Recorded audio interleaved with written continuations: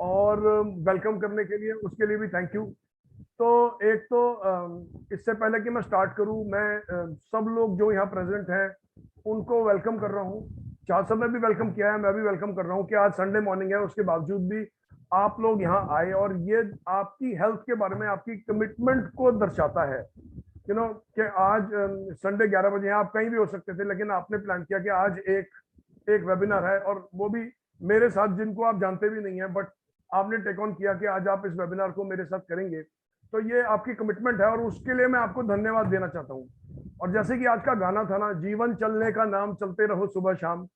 तो मेरा इनविटेशन है कि जीवन तो चलता ही रहेगा, बट इसको पावरफुली कैसे चला सकते हैं, डिस्पाइट के एक एक ये इशू हम डील कर रहे हैं अपनी लाइफ में, जिसको बोलते हैं थायराइड का इशू बोलते हैं। और उसके बावजूद भी हम अपने जीवन को पावरफुली कैसे चला सकते हैं, आज इसके बारे में हम कुछ रोशनी डालेंगे। और कुछ ऐसे बिलीफ सिस्टम हैं जो हमने ऑलरेडी पकड़ के रखे हुए हैं। हम कहीं से कुछ सुनते हैं, कहीं से कुछ सुनते हैं, और उनको फिर अपना बिलीफ सिस्टम में इनकॉर्पोरेट कर लेते हैं, और उन्हीं को ही सच मान के बैठते हैं। ऐसे बिलीफ सिस्टम को हम कुछ तोड़ने की कोशिश करेंगे, और जानेंगे कि एक्चुअली ये थायराइड की प्रॉब्लम है क्या, जिससे पूरी इतनी दुनिया जो है डील कर रही है। ठीक है, तो आगे बढ़ते हैं। मैं अपनी स्क्रीन शेयर करता हूं।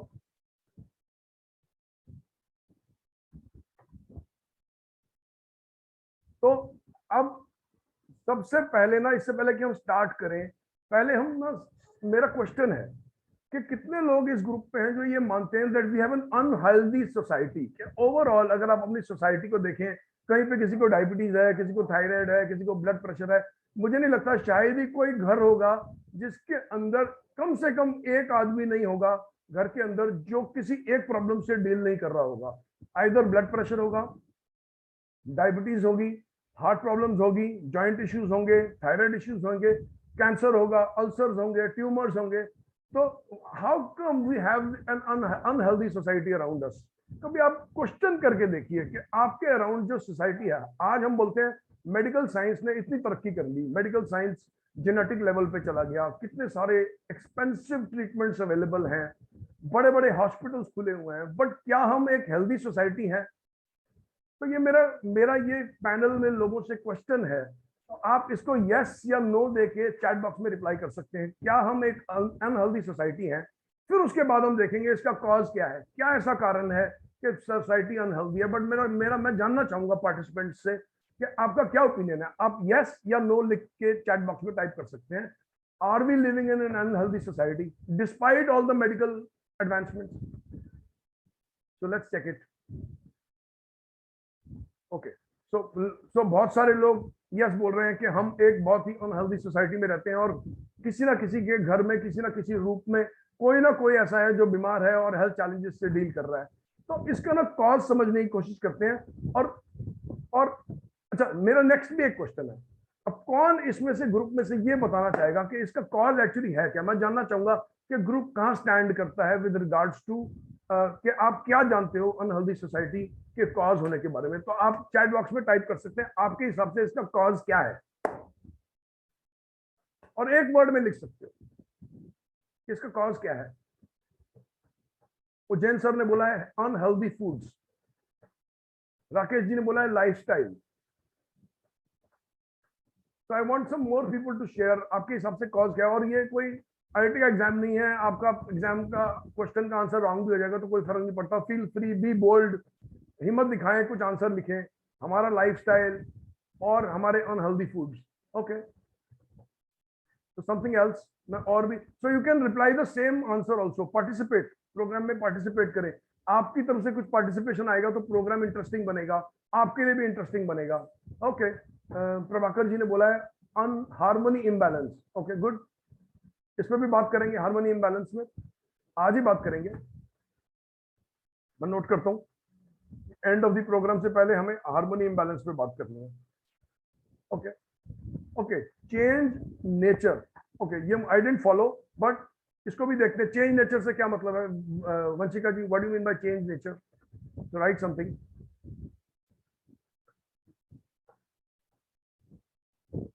मतलब मौसम का बदलना। Okay okay, sleeping disorder. Shahjahanand ji ने बोला sleeping disorder. Shahjahanand ji, sleeping disorder भी मैं नोट कर रहा हूं, इसके ऊपर भी कुछ रोशनी डालेंगे। कि लेकिन समझने की जरूरत है, स्लीपिंग डिसऑर्डर जो है ना वो अनहेल्थ होने का कॉज नहीं है। स्लीपिंग डिसऑर्डर के पीछे भी कोई कॉज है जिसकी वजह से स्लीपिंग डिसऑर्डर है। मतलब ये बीमारी नहीं है स्लीपिंग डिसऑर्डर। इसके पीछे कोई अंडरलाइंग रूल्स कॉज है, इसके पीछे कोई कारण है जिसकी वजह से स्लीपिंग डिसऑर्डर है। ओके, किसी ने बोला मौसम का बदलना और वेदर चेंज, तो वंशिका जी, वेदर चेंज भी एक कॉज नहीं है, इसके पीछे भी एक कॉज है जिसकी वजह से वेदर बदलते ही तबीयत खराब हो जाती है। वो भी, इस पे भी रोशनी डालेंगे। Good, thank you. So thank you for participating. जिन लोगों ने पार्टिसिपेट किया और आंसर दिए, उनका बहुत धन्यवाद। अब आगे बढ़ते हैं। तो आगे बढ़ने से पहले ना अब अंडरलाइन कॉज देखते हैं, और बहुत सारे लोगों ने वो शेयर भी किया। Underline cause of why we have an unhealthy society is food and lifestyle. जो आप खाना खाते हैं और जो आप लाइफस्टाइल जीते हैं। बट मैं हमेशा क्वेश्चन करता हूं, अगर ये आपको ऑलरेडी पता है कि जो हम खाना खाते हैं वो अनहेल्दी है, और आपको ऑलरेडी पता है कि हम ये लाइफस्टाइल जीते हैं ये अनहेल्दी है, तो फिर ये आप क्यों करते हैं? तो आप क्वेश्चन कर सकते हैं अपने आप को, अपनी फैमिली को, कि ये चीज नहीं खानी। आप बाजार निकलते हैं, आपको भूख लगती है, समोसे की रेडी दिखाई देती है, आप जाते हैं समोसे की रेडी पे, आप समोसा खा लेते हैं, तो भूख लगी है। क्वेश्चन ये है कि ये ऐसा क्यों होता है, ये जानने के बावजूद भी। मैं अपनी लाइफ से शेयर कर सकता हूँ ऐसा क्यों होता है। सपोज करो, और मैं ऐसा जीवन अब जीता नहीं, बट एक टाइम था मैं भी ऐसा जीवन जीता था कि मैं कुछ काम से निकला हूँ, 2 बज गए और मुझे बहुत भूख लग रही है, और मेरे सामने एक मैं कहीं से भी कुछ नहीं खाता, मैं बहुत फेमस दुकानों से खाता हूँ जो मेरी फेवरेट होती है। और मेरे सामने एक समोसे की दुकान आई है जो बहुत फेमस है। फॉर एग्जाम्पल, पकौड़ों की दुकान आई है, बहुत फेमस है सरोजनी नगर में, दिल्ली के अंदर। और मैं यहाँ से नेहरू प्लेस की तरफ जा रहा हूँ, और रास्ते में मुझे पता है पकौड़ों की दुकान है, और मुझे 2 बज गए, मुझे पता है मुझे भूख भी लग गई है, और मैं पकौड़े की दुकान पे रुकता हूँ और खाना खा लेता हूँ। पकौड़े खा लेता हूँ ये जानते हुए कि ये इस टाइम पे मुझे नहीं खाने चाहिए। उसका भी एक कॉज है। मैं क्यों खाता हूँ, कौन शेयर करेगा? या आप क्यों खाते हैं, क्यों, कौन शेयर करेगा? ग्रुप में से कोई भी शेयर करो कि आप ये जानते हुए भी एक चीज अनहेल्दी है, उसको क्यों खा लेते हैं जब आपको भूख लगती है। तो एक वर्ड में लिख सकते हैं कि ये जानते हुए ये चीज अनहेल्दी है, आप उसको क्यों खा लेते हो। ओके, मंजू जी ने बोला मन करता है। ओके, और जैन जी ने बोला क्रेविंग होती है। ओके, भूख मिटाने के लिए। Very good. तो अब इसको समझते हैं कि एक्चुअली वो आप इसलिए खा लेते हो क्योंकि आप एक जीवन शैली जीते हो, जिस जीवन शैली में आप ओवरफेड हो और अंडर न्यूट्रिशनड हो। इसका मतलब खाने की कोई कमी नहीं है, बट वो खाने में पौष्टिकता की कमी है। और जब शरीर ना भूख से पहले पौष्टिकता देखता है, तो अगर आपने खाना ऐसा नहीं खाया जो आपके शरीर के लिए पौष्टिक है, तो शरीर थोड़ी देर के बाद आपको फिर बोलेगा मुझे भूख लग गई है, क्योंकि शरीर पौष्टिकता मांग रहा है। तो क्रेविंग उसका अंडरलाइन कॉज नहीं है, मन करता है उसका अंडरलाइन कॉज नहीं है, वो आपकी शरीर की रिक्वायरमेंट है, जो ब्रेन को सिग्नल देता है कि मुझे भूख लग गई है, आपने जो मुझे खाना दिया था वो पौष्टिक नहीं था, आपने रात को जो पार्टी करी, पिज्जा खाया, बर्गर खाया, cold drink P, alcohol consume किया, मुझे वो नहीं चाहिए था। आपने मुझे दिया, मैंने यूज किया, कंज्यूम किया, बाहर निकाल दिया, लेकिन मेरा पौष्टिक खाना कहाँ है? और जब शरीर आपसे पौष्टिक खाना मांगता है, आप उसको फिर से कोई चीज दे देते हो जो पौष्टिक नहीं होती, इसलिए आपका मन करता है, इसीलिए आपको बार बार भूख लगती है, इसीलिए आप ऑफिस में बैठते हैं और 3 बार चाय मांगते हैं, 4 बार चाय मांगते हैं, आपके एनर्जी लेवल लो हो जाते हैं, आप चाहते हैं हमारे को चाय मिले जिससे टेम्पररी हमारे को एनर्जी लेवल मिले, हमारे को कॉफी मिले, वो कोल्ड कॉफी हो सकती है, हॉट कॉफी हो सकती है, और ये कॉफी आपको कुछ घंटों के लिए, ये खाना, चाय, बिस्किट, कॉफी, नमकीन आपको कुछ घंटों के लिए एनर्जाइज करता है। शरीर फिर बोलता है मेरा पौष्टिक खाना कहाँ है, आप फिर से उसको चाय देते हैं, और इसको बोलते हैं लाइफस्टाइल प्रॉब्लम। और ये सारा अंडरलाइन कॉज है एक अनहेल्दी सोसाइटी का, और ये उन लोगों पे भी एप्लीकेबल है, बहुत सारे वो लोग जो सोचते हैं कि हम हेल्दी खाना खाते हैं, और ये उन लोगों पे भी एप्लीकेबल है, बहुत सारे लोग जो सोचते हैं हम हेल्दी तो खाते हैं लेकिन कभी कभी गुलाब जामुन खाते हैं, उन लोगों पे भी एप्लीकेबल है। तो कभी कभी कभी कभी गुलाब जामुन, साल में एक बार गुलाब जामुन नहीं होता, लोगों का कभी कभी गुलाब जामुन, एक हफ्ते में एक बार गुलाब जामुन होता है, क्योंकि कभी वो गुलाब जामुन हो जाएगा, कभी वो आइसक्रीम हो जाएगी। तो मोस्टली जो लोग हेल्दी लाइफस्टाइल, बहुत सारे ऐसे लोग हैं जो हेल्दी लाइफस्टाइल जीते हैं, वो कभी कभी के नाम पे बहुत कुछ खाते हैं, और इसको बोलते हैं लाइफस्टाइल डिसऑर्डर, लाइफस्टाइल प्रॉब्लम। अब क्वेश्चन है इसको ठीक कैसे करना है इसको। अब इसी के अंदर एक लाइफस्टाइल डिसऑर्डर जिसको हम आज उठाएंगे, उसको बोलते हैं थायराइड प्रॉब्लम। और थायराइड भी मल्टीपल तरीकों के होते हैं, थायराइड प्रॉब्लम कोई एक प्रॉब्लम नहीं है। आज जिस थायराइड के इश्यू को हम उठाएंगे उसको हम हाइपोथायराइड बोलते हैं। हाइपोथायराइड होने का मतलब यह है कि आपका जो थायराइड ग्लैंड है, यहाँ पे उसके अंदर से जो हार्मोन निकलता है, इस थायराइड ग्लैंड की जो फंक्शनिंग है वो स्लो डाउन हो गई है, और अब वो आपका थायराइड का हार्मोन कम बना रहा है। आपकी रिक्वायरमेंट और नीड के वजह की, जितनी आपकी रिक्वायरमेंट और नीड है उससे वो कम बना रहा है, और इसको बोलते हैं स्लो थायराइड। मतलब वो थायराइड काम करने में स्लो हो गया है।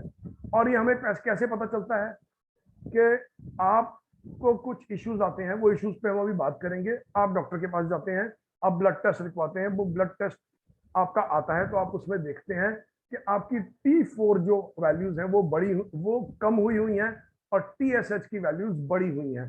तो TSH जो है एक हार्मोन है जो हमारे ब्रेन के पीछे होता है, ब्रेन के अंदर होता है। ब्रेन के अंदर एक ग्लैंड होता है, उसको पिट्यूटरी ग्लैंड बोलते हैं, ये हमारे ब्रेन के अंदर होता है। ये TSH हार्मोन बनाता है। ये TSH हार्मोन हमारे थायराइड हार्मोन को बोलता है कि थायराइड का हार्मोन बनाओ। और अगर थायराइड का हार्मोन थायराइड नहीं बना रहा पूरी मात्रा में, तो TSH अपनी वैल्यूज बढ़ा देता है और ज्यादा हार्मोन प्रोड्यूस करता है। ये एक कम्युनिकेशन है आपके थायराइड हार्मोन को ज्यादा काम करने के लिए। तो जब TSH की वैल्यूज बढ़ जाती हैं, तो उससे हमें यह समझ में आ जाता है कि थायराइड हार्मोन अब कम काम कर रहा है, जिसके लिए TSH को ज्यादा मेहनत करनी पड़ रही है। ये बिल्कुल ऐसे है जैसे आप किसी को कोई बात बोल रहे हैं, वो आपकी बात नहीं सुन रहा, अब आपको अपनी बात सुनाने के लिए उसके ऊपर चीखना पड़ रहा है। तो आपका थायराइड ग्लैंड आपके पिट्यूटरी ग्लैंड की बात नहीं सुन रहा, जिसकी वजह से पिट्यूटरी ग्लैंड चीख चीख कर TSH बनाकर थायराइड हार्मोन को बोल रहा है ज्यादा काम करो, तुम काम कम कर रहे हो। और इस प्रॉब्लम को बोलते हैं हाइपोथायराइडिज्म। इसमें होता क्या है, एक अंडरलाइन प्रॉब्लम बताता हूं। ये प्रॉब्लम तो लेडीज में आदमी नीरज होते हैं। सर, सॉरी आपको इंटरप्ट कर रहा हूँ। नीरज सर, वो थोड़ा माइक को मुंह की तरफ कर दे, कुछ लोगों का व्हाट्सएप आ रहा था कि हाँ, yes sir, thank you. Okay, तो ये प्रॉब्लम जो है ना, लेडीज में आदमियों के गुना 8 गुना ज्यादा होती है। और उसको भी देखेंगे अभी कि ये 8 गुना ज्यादा क्यों होती है। आप अगर किसी, मतलब हम किसी डॉक्टर को विजिट करते हैं थायराइड के लिए, आप नोटिस करेंगे वहां मेन कम होते हैं और विमेन ज्यादा होती हैं। तो कुछ कारण है जिसकी वजह से ये विमेन वहां पे ज्यादा होती हैं। उसमें से एक कारण है विमेन का हार्मोन एस्ट्रोजन। विमेन जो है वो एस्ट्रोजन डोमिनेटेड बॉडी है, मेन जो है वो टेस्टोस्टेरोन डोमिनेटेड बॉडी है। इस वजह से आदमियों की दाढ़ी निकलती है, औरतों की दाढ़ी नहीं निकलती। तो एस्ट्रोजन जब बॉडी में बढ़ जाता है तो थायराइड इश्यूज आ सकते हैं। और एस्ट्रोजन क्योंकि आदमियों में नहीं होता है, इस वजह से आदमियों को ये इश्यूज कम आते हैं, और लेडीज को ये इश्यूज ज्यादा आते हैं। आगे बढ़ते हैं।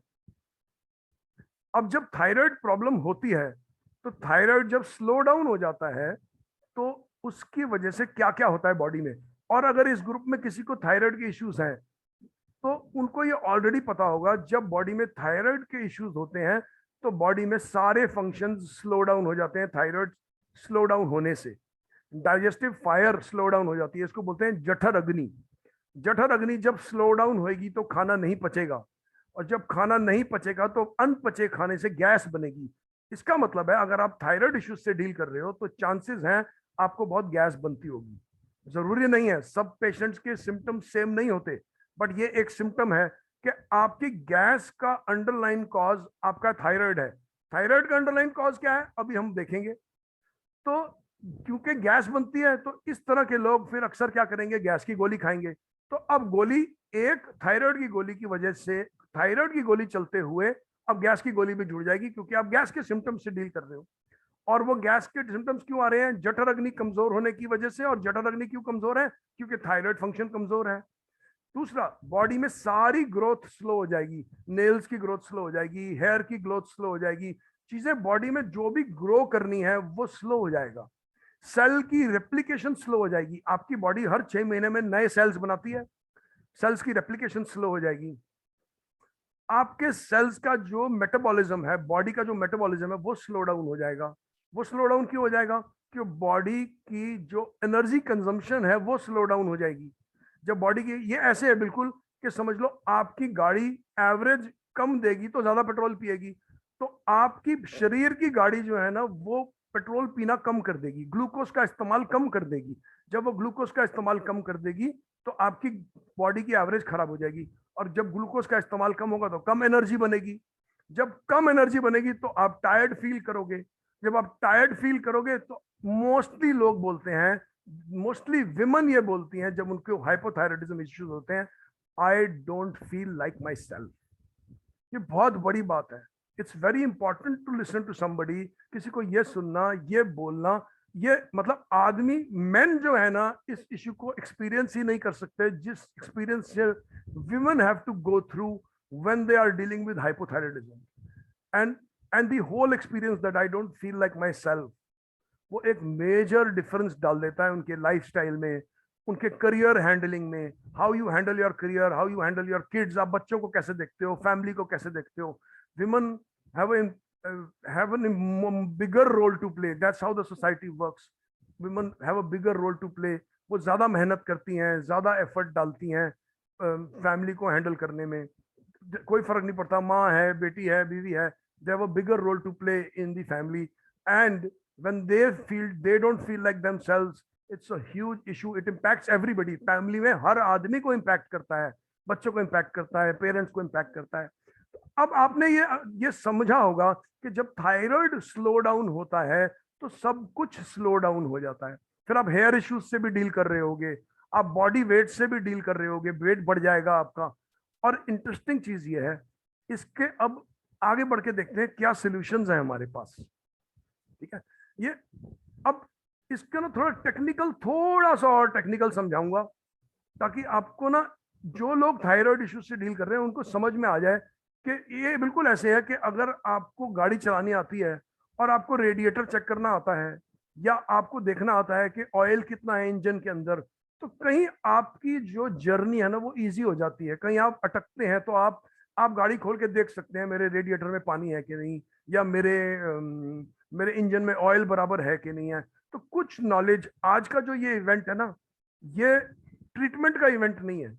मतलब हम आपको कहीं भी ये नहीं सिखा रहे कि थायराइड को ठीक कैसे करना है, कहीं भी हम ये नहीं सिखाएंगे कि थायराइड को क्योर कैसे करना है, बट ये एक एजुकेशनल इवेंट है। इसमें हम आपको सिखाएंगे कि आप अपने जीवन शैली में क्या बदलाव ला सकते हो, आप कैसे जान सकते हो कि आप किस चीज से डील कर रहे हो खुद। ठीक है, तो जैसे मैंने बताया, थायराइड, देखो, टीएसएच ग्लैंड जो है थायराइड ग्लैंड को हार्मोन बनाने के लिए बोलता है। थायराइड ग्लैंड 2 प्रकार के हार्मोन बनाता है।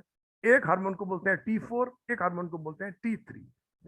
80% जो T4 है वो थायराइड हार्मोन में बनता है, और 20% T3 भी थायराइड हार्मोन में ही बनता है। जो 80% T4 थायराइड हार्मोन में बनता है वो लीवर पे जाता है T3 में कन्वर्ट होने के लिए। कहने का मतलब है, आपका जो T4 इनएक्टिव हार्मोन है और T3 एक्टिव हार्मोन है। कहने का मतलब है, आपके शरीर में जो मेटाबॉलिज्म को तेज रखता है हार्मोन, वो फाइनली एक्टिव हार्मोन होता है जिसको T3 बोलते हैं, और T3 हार्मोन T4 से ही बनता है। तो पहले आपका थायराइड हार्मोन T4 बनाता है, फिर लीवर उस T4 को T3 में कन्वर्ट करता है। ठीक है, और 80% हार्मोन जो है T3 वो लीवर में बनता है, 20% थायराइड में बनता है। दोबारा से बोल रहा हूं, थायराइड 2 हार्मोन बनाता है, T4 T3। T4 80% लीवर में बनता है, और T4 80% थायराइड में बनता है, और 20% T3 थायराइड में बनता है। 80% जो थायराइड में बना हुआ T4 है वो लीवर पे जाता है और T3 में कन्वर्ट होता है। इस तरह से हम 100% T3 पूरा करते हैं। अब मेरा क्वेश्चन है कि जैसे मैं शुरू में शेयर किया, हम अब थायराइड का अंडरलाइन कॉज देखेंगे। अभी हमने इसको समझ लिया कि T4 थायराइड हार्मोन, T4 और T3 का क्या फंक्शन है शरीर में, कौन क्या चीज बनाता है। अब हम समझेंगे इसमें गड़बड़ क्या हो जाती है। तो थायराइड को समझने के लिए ना सबसे पहले समझना पड़ता है एड्रीनल को। अभी तक तो हमने थायराइड समझ लिया, अब एड्रीनल समझते हैं। एड्रीनल ग्लैंड क्या होता है? एड्रीनल ग्लैंड हमारी किडनी के ऊपर एक छोटा सा ग्लैंड होता है जो किडनी के ऊपर होता है, और उसका काम होता है एड्रीनल हार्मोन्स बनाना। एड्रीनल हार्मोन क्या होते हैं? एड्रीनल हार्मोन आपका स्ट्रेस हार्मोन होते हैं। ये डिसाइड करते हैं कि आप पूरे दिन में स्ट्रेस से कैसे हैंडल करेंगे। देखिए, आप सुबह उठते हैं, आप कुछ एक्सरसाइज करते हैं, कुछ योग करते हैं, व्यायाम करते हैं, ये भी एक स्ट्रेसफुल इवेंट है शरीर के लिए। शरीर को उठते ही सडनली लगता है अरे ये क्या शुरू कर दिया इस इंसान ने, ये तो थोड़ी डिफिकल्ट एक्टिविटी है, इसके अंदर थोड़ी ब्रेन को एनर्जी चाहिए, इस एक्टिविटी में थोड़ी हार्ट को एनर्जी चाहिए। तो जब भी हम कोई फिजिकल एक्टिविटी करते हैं तो एड्रीनल्स हमारे ब्रेन को बोलते हैं हार्ट की स्पीड बढ़ाओ। ब्लड सप्लाई ब्रेन को बढ़ती है, हार्ट को ब्लड सप्लाई बढ़ती है, क्योंकि वो एक स्ट्रेस एक्टिविटी होती है। तो ये तो हो गई physical stress activity. Physical stress activity क्या हुई? आप उठे, दौड़े, भागे, चले, एक्सरसाइज करी, सीढ़ी ऊपर चढ़े, तो बॉडी आपकी फिजिकली स्ट्रेस हुई। इसको बोलते हैं फिजिकल स्ट्रेस। और ये फिजिकल स्ट्रेस को बॉडी कंट्रोल कैसे करती है?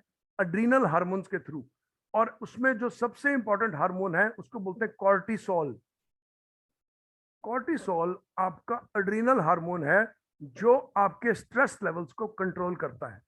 तो जब भी आप सुबह उठ के एक्सरसाइज करेंगे, जब भी आप किसी से कोई सीढ़ी चढ़ेंगे, कुछ काम करेंगे, कोई धक्का लगाएंगे किसी चीज को उठाएंगे, तो आपकी बॉडी कॉर्टिसोल रिलीज करेगी, जो कि ब्रेन को ब्लड फ्लो तेज करेगा, हार्ट को ब्लड फ्लो तेज करेगा, और थोड़ा सा ब्लड प्रेशर भी बढ़ाएगा अगर वो फिजिकल एक्टिविटी ज्यादा है। सपोज आपने डिसाइड किया 5 फ्लोर पैदल ऊपर जाना है एक बिल्डिंग के अंदर, तो आपका ब्लड प्रेशर भी थोड़ा सा बढ़ेगा उस परिस्थिति को हैंडल करने के लिए। और ये सारा आपका प्रोटेक्शन मैकेनिज्म है, आपको बचा के रखने के लिए। क्योंकि अगर ब्लड प्रेशर नहीं बढ़ा तो हार्ट को ब्लड नहीं मिलेगा, हार्ट को ब्लड नहीं मिलेगा तो आपकी मसल्स को ऑक्सीजन नहीं मिलेगी। तो ये प्रोटेक्शन मैकेनिज्म है जो आपको सेव करता है। तो एड्रीनल्स अब समझते हैं कि ये प्रोटेक्शन मैकेनिज्म में क्या गड़बड़ हो जाती है कि थायराइड खराब हो जाता है। ठीक है, तो अगर किसी को ये अभी तक थायराइड और हार्मोन नहीं समझ में आया, थायराइड और एड्रीनल्स, तो आप चैट बॉक्स में लिख सकते हैं नॉट अंडरस्टैंड, तो मुझे समझ में आ जाएगा कि अभी ग्रुप में कोई है जो समझना चाहता है। क्योंकि आगे बढ़ जाएंगे तो ये बेसिक्स क्लियर होने चाहिए। नॉट अंडरस्टैंड, तो अभी तक किसी ने नहीं लिखा, तो मैं मान के चल रहा हूं कि सबको ये अभी तक फंडामेंटल समझ में आ गए कि हार्मोन, थायराइड का हार्मोन T4 प्रोड्यूस करता है और एड्रीनल का हार्मोन कॉर्टिसोल प्रोड्यूस करता है। कॉर्टिसोल स्ट्रेस लेवल्स को मैनेज करता है। अब आगे बढ़ते हैं, तो पहले ना स्ट्रेस समझ लेते हैं कितने टाइप के हैं। 3 प्रकार के स्ट्रेस होते हैं, 3 प्रकार के। एक होता है फिजिकल स्ट्रेस, जो अभी हमने बात करी, सीढ़ी चढ़ना, एक्सरसाइज करना, योग करना, सामान उठाना, भागना, कहीं जाना, बहुत ज्यादा पैदल चलना, मॉर्निंग वॉक करना, ट्रेडमिल के ऊपर भागना, जिम में जाना, ये सब फिजिकल स्ट्रेस है। और इसको हैंडल करने के लिए आपके जो एड्रीनल हार्मोन्स हैं वो बहुत बढ़िया काम करते हैं। जब आप सीढ़ी चढ़ते हैं एड्रीनल हार्मोन्स बढ़ते हैं, जब आप सीढ़ी चढ़ के बैठ जाते हैं एड्रीनल हार्मोन्स घट जाते हैं। Chapter close, no problem. दूसरा है इमोशनल स्ट्रेस। अब ये एक प्रॉब्लम से ना विमेन आदमियों से ज्यादा डील करती हैं। इमोशनल स्ट्रेस आदमियों को भी होता है, बट अगर हम डेटा देखें तो लेडीज को ज्यादा होता है। क्योंकि लेडीज की, मैंने जैसे बताया, जिम्मेवारी, वो अपने जीवन में जिम्मेवारी बहुत सारी चीजों में कुछ आदमियों से ज्यादा उठा लेती हैं। वो काम भी करेंगी, जॉब पे भी जाएंगी और फैमिली भी हैंडल करेंगी, तो जिम्मेदारी ज्यादा उठा लेती हैं। और वो जब ज्यादा जिम्मेवारी उठाने का मतलब है ज्यादा इमोशन, और ज्यादा इमोशन का मतलब है ज्यादा इमोशनल स्ट्रेस। और ये एक स्ट्रेस है जिसका स्विच ऑफ नहीं होता। फिजिकल स्ट्रेस का स्विच ऑफ हो जाता है। आप जिम गए, एक्सरसाइज करी, घर वापस आए, फिजिकल स्ट्रेस का स्विच ऑफ हो गया, लेकिन इमोशनल स्ट्रेस का स्विच ऑफ नहीं होता। आप सुबह काम पे जाएंगे उसके बाद काम करके घर आओगे, घर आके घर के काम करोगे, जब बेड में लेटोगे तब भी आपका स्विच ये ऑफ नहीं होगा, बहुत सारे लोगों के लिए। और जब ये स्विच ऑफ नहीं होगा तो एड्रीनल्स कोर्टिसोल बनाते जाएंगे।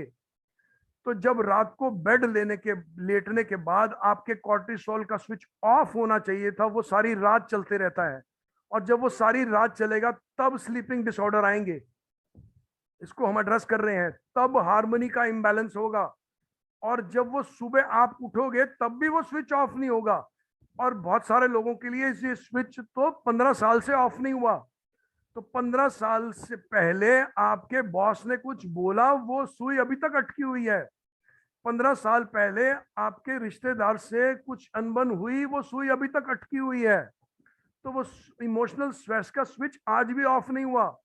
तो ह्यूमन बींग्स में इमोशनल स्ट्रेस का स्विच बहुत सारे लोगों के लिए कभी ऑफ नहीं होता।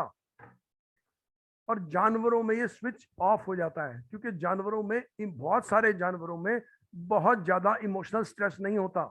शेर हिरन के पीछे भागता है, और भागने के बाद जब हिरन हाथ नहीं आता तो 3 दिन तक शेर पेड़ के नीचे बैठ के रोता नहीं है कि हिरन हाथ नहीं आया। लेकिन इंसान रो सकता है, इसलिए इंसान का स्विच ऑफ नहीं होता। और इस पे ही काम करने की जरूरत है। इससे पहले कि आप कोई थायराइड का ट्रीटमेंट करें, आपको अपने फिजिकल स्ट्रेस देखने हैं, आपको अपने इमोशनल स्ट्रेस देखने हैं। अब लास्ट स्ट्रेस आया, केमिकल स्ट्रेस। केमिकल स्ट्रेस वो होता है जो आपके जीवन में प्लास्टिक है, आपके जीवन में केमिकल्स हैं। आपके जीवन में कितने केमिकल्स हैं? जमीन पे पोछा केमिकल का लगता है, बर्तन केमिकल से धुलते हैं, आपके कपड़े केमिकल से धुलते हैं, आप अपने शरीर पे केमिकल्स लगाते हैं, आप अपने बालों में केमिकल्स लगाते हैं, आप केमिकल्स खाते हैं, आप पेस्टिसाइड्स खाते हैं। आपकी गेहूं, मैं आपको गारंटी देके बोल सकता हूं, इस ग्रुप में 5% से ज्यादा लोग नहीं हैं जो धुली हुई गेहूं खाते हैं। तो जो पेस्टिसाइड किसान ने गेहूं के ऊपर छिड़का है, वो सारा पेस्टिसाइड आपके पेट में जा रहा है, बिना धुली गेहूं के। आप किसी भी ब्रांड का आटा ले लें, कोई ब्रांड अपनी गेहूं नहीं धोती, क्योंकि अगर वो धोते होते तो उस पर एडवर्टाइज किया होता 5 रुपए पर केजी लगता है गेहूं को धोने में। तो जो 5 रुपए किलो खर्चेगा, वो 5 रुपए महंगा आटा देगा, और उसके ऊपर लिखेगा this wheat has been thoroughly washed. तो आपको केमिकल कहां से आते हैं? आपकी आप देखिए, सब्जी आप धुली हुई खाते हैं, चावल आप धुले हुए खाते हैं, फ्रूट्स आप धुले हुए खाते हैं, लेकिन गेहूं आप बिना धुली खाते हैं। आप इमेजिन, इट्स लाइक कि आपने एक हिट की स्प्रे खरीदी, अपने फ्रूट्स और वेजिटेबल के ऊपर स्प्रे करी, और फिर वो फ्रूट एंड वेजिटेबल खा लिए। इससे फर्क नहीं है वो। How many people are surprised at listening to this? इसमें आप ना कमेंट बॉक्स में वाओ लिख सकते हैं। मैं जानना चाहता हूं आप सरप्राइज्ड हैं कि नहीं है, कि आप बिना धुली गेहूं खाते हैं और आपको पता भी नहीं है कि वो आपके थायराइड हार्मोन को खराब करती है। Wow in the chat box.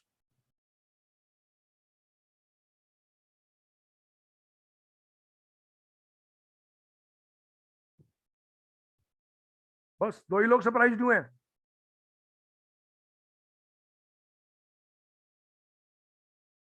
तो कैसी फीलिंग आती है अब सोच के? अब सर धीरे धीरे सब लोग हो रहे हैं, मतलब मैं सही बताऊं, रियली ये देख के लगा कुछ लोग शायद सरप्राइज हुए। एक्सपीरियंस, आपने अनम्यूट का ऑप्शन तो खोले नहीं है। रियली सर मैं दिल से सरप्राइज हूं कि कितना जबरदस्त। हम पहले गोटी या किसी चीज भागना शुरू कर देते हैं, क्या खाएं ना खाएं। आज आपने वो पॉइंट टच किया ना जो हम लोगों को ध्यान से देखना है कि हम स्विच ऑफ किए कि नहीं इमोशनल स्ट्रेस का। क्यों स्विच ऑफ सर? किए कि थैंक नहीं यू किए? सर, कंटिन्यू करें। ठीक है। तो अब मेरा क्वेश्चन है कि मतलब आप इसको इस तरह से इमेजिन कीजिए, आप बाजार से लाए फ्रूट, आप बाजार से लाए वेजिटेबल, उसको आपने धोया, अपने डेस्क पे रखा, और उस पर हिट की स्प्रे मार दी, और अब आप उसको खा गए। सुखाने के बाद कैसा साउंड करेगा? चलिए अब आगे बढ़ते हैं। तो हमने देखा 3 तरह के स्ट्रेस होते हैं हमारी लाइफ में, फिजिकल। अच्छा, डिओड्रेंट एक बहुत बड़ा केमिकल स्ट्रेस है, कॉस्मेटिक्स एक बहुत बड़ा केमिकल स्ट्रेस है, वो क्या बोलते हैं, केराटिन। बहुत सारे ट्रीटमेंट आते हैं ना, ये वाला ट्रीटमेंट बालों का, वो वाला ट्रीटमेंट, 1999 रुपए का ट्रीटमेंट, 2999 रुपए का ट्रीटमेंट। बालों का कलर, स्किन के ऊपर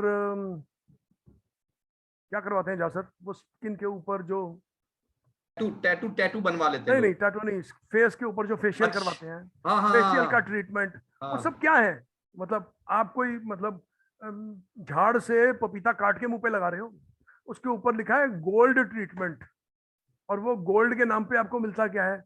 लेटेस्ट केमिकल मिलते हैं लैब में रिसर्च किए हुए, ठीक है? तो not many people realise all chemical treatments doesn't matter, उस पर नेचुरल लिखा है, उस पर सेफ लिखा है, कुछ फर्क नहीं पड़ता, ये आपके शरीर के केमिकल्स हैं। और मेरे गुरुजी बोलते हैं जो चीज आप खा नहीं सकते उसको आप स्किन पे मत लगाइए। एक सिंपल रूल है, जिस चीज को आप खा नहीं सकते और आपने उसको स्किन पे लगाया है तो वो समान केमिकल है, चाहे उस पर जो मर्जी लिखा हो। अगर आप नारियल का तेल स्किन खा सकते हैं तो आप नारियल का तेल स्किन पे लगा सकते हैं, ये एक बेसिक रूल है। अब उसके बाद आप कुछ भी लगाना चाहें, कोई भी ट्रीटमेंट करवाना चाहें, अगर वो प्रोडक्ट को खोल के आप चम्मच से ऐसे नहीं खा सकते तो वो केमिकल है, और वो केमिकल सीधा आपके ब्लड में जाता है, सीधा। आपकी स्किन पोरस है, आपकी स्किन के अंदर से चीज अंदर जाती है। हमने लोगों का ट्रीटमेंट किया है, ऐसे लोगों का जो डेथ बेड पे हैं, और हमने उनको मसाज करके डेथ बेड से बाहर निकाला है। इतना क्रिटिकली इंपॉर्टेंट है, क्योंकि हमें पता है कि स्किन के थ्रू न्यूट्रिशन भेजना कितना इंपॉर्टेंट होता है। जो लोग खाना नहीं खा सकते, इतने बीमार हो जाते हैं कि भाई वो उठ भी नहीं सकते और उनके पेट में कुछ नहीं जा रहा और हमारे पास लास्ट कोई ऑप्शन नहीं बचा, तो हम उनकी मसाज करवाते हैं और वो न्यूट्रिशन स्किन के थ्रू उनकी बॉडी में भेजते हैं। आप जो केमिकल्स अपनी बॉडी पे लगाते हैं धोने के लिए, लगाने के लिए, वो सब आपके ब्लड में जा रहे हैं, और वो सब आपका लीवर हैंडल करता है। लीवर का काम है उन केमिकल्स को बाहर निकालना। वो ब्लड में तैरते नहीं रह सकते, वो आपके ऑर्गन्स को खराब कर देंगे। लिवर उनको आइडेंटिफाई करता है और इमीडिएटली बाहर निकालता है कि ये मेरे काम की चीज नहीं है, इसको बाहर निकालो। आगे बढ़ते हैं।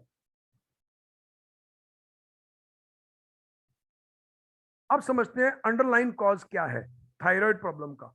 अब ध्यान से सुनिएगा। अगर सपोज एक हिरन के पीछे एक शेर भाग रहा है, तो भागते हुए हिरन का डाइजेस्टिव सिस्टम कैसा काम कर रहा होगा? भागते हुए हिरन का, जो बहुत डरा हुआ है, जो बहुत स्ट्रेस में है, ऐसे हिरन का डाइजेस्टिव सिस्टम कैसा काम करेगा? उस वक्त बॉडी का क्या फोकस होएगा? हिरन को बचाना है, हिरन के ब्रेन का फोकस क्या होगा? मुझे अपनी जान बचानी है, या जो मैंने सुबह घास खाई थी उसको हजम करना है? तो आप इसमें ना 1 और 2 लिख सकते हैं। 1 ये है कि मुझे अपनी जान बचानी है, और 2 है कि मुझे सुबह जो घास खाई थी उसको हजम करना है। बॉडी की क्या प्रायोरिटी है? आप लिख सकते हैं 1 या 2। 1 है जान बचाना और 2 है घास को हजम करना। हिरन की उस वक्त क्या प्रायोरिटी होगी? 1। बहुत सारे लोगों ने बोला 1। इसका मतलब यह है कि जब हिरन भाग रहा है और स्ट्रेस पोजीशन में है, कॉर्टिसोल के लेवल्स अप पे हैं, तब बॉडी डाइजेस्टिव सिस्टम का के ऊपर पूरा फोकस छोड़ के सारी ब्लड सप्लाई हिरन के ब्रेन को, हार्ट को और मसल्स को देगी। करेक्ट? जो लोग समझते हैं करेक्ट वो लिखें करेक्ट।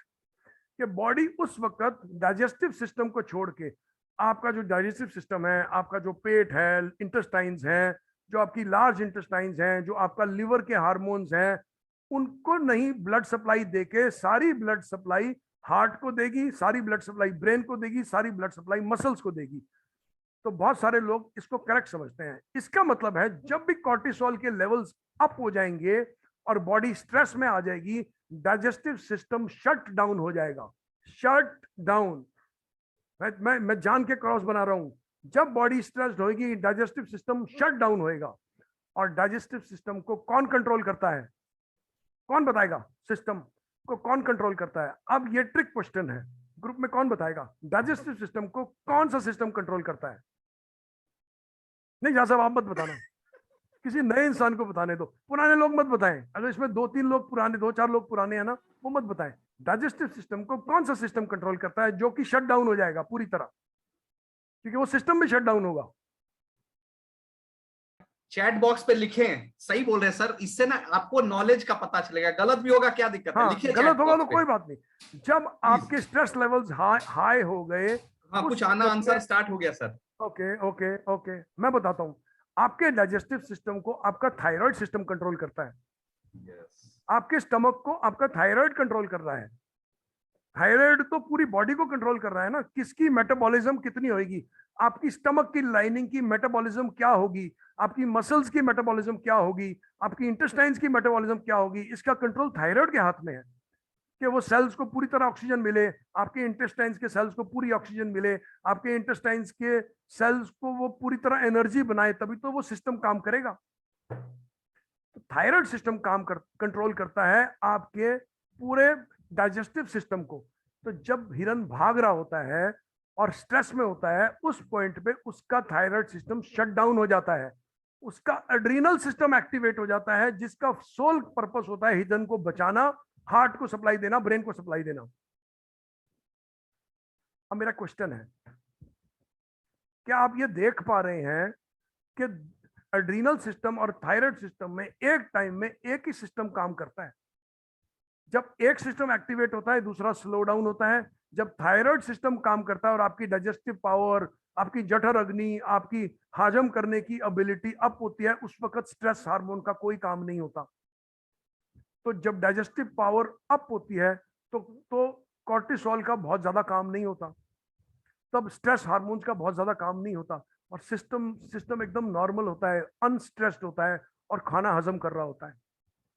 बट एक कैच है इसके अंदर। कैच ये है कि आपका जो स्विच वाला सिस्टम है ना, कौन सा वाला, ये इमोशनल स्विच वाला सिस्टम, ये तो ऑफ ही नहीं होता। और जब ये इमोशनल स्ट्रेस का सिस्टम ऑफ नहीं होगा तो थायराइड ठीक काम करेगा ही नहीं।